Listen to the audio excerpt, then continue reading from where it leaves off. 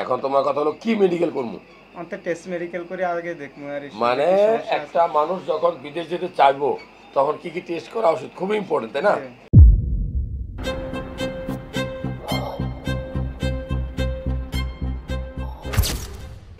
আমরা normally medical check up বলতে বুঝি বুকের একটা এক্স রে করা উচিত, যে ফুসফুস ভালো আছে কিনা, কোনো ইনফেকশন আছে কিনা।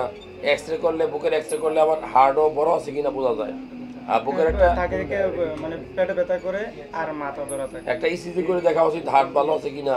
পেটের ভিতরে একটা আল্ট্রাসাউন্ড করলে বোঝা যাবে পিত্তথলিতে পাথর আছে কিনা, কিডনিতে পাথর আছে কিনা। এছাড়া বিদেশ গেলে অনেক সময় রক্ত পরীক্ষা করতে হয়। এইচবিএস ভাইরাস একটা আছে, লিভার থাকে, রক্তের মধ্যে থাকে আর কি, লিভার রোগ সৃষ্টি করে। এরপরে এইচআইভি করা উচিত, অনেক সময় করে, যদিও এত কঠিন না, সবাই স্বপ্ন দেখে না। এরপরে আমরা অনেক সময় ভিডিআরএল টেস্ট করি, মানে যৌন রোগ আছে কিনা। যৌনবাহিত অনেক রোগ আছে যেগুলো থাকলে বিদেশে যাওয়া যায় না। ভিডিআরএল টেস্ট করি আমরা, টিপিএইচ টেস্ট করি, ঠিক আছে, এইটা ইম্পর্টেন্ট।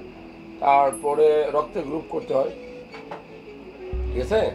হিমোগ্লোবিন টেস্ট করতে হবে, মানে সিবিসি টেস্ট করলে বোঝা যাবে যে রক্তের বা কোনো জীবাণু আছে কিনা, প্রাথমিক ধারণা পাওয়া যায়। রক্ত শূন্যতা আছে কিনা, প্রাথমিক ধারণা পাওয়া যায়।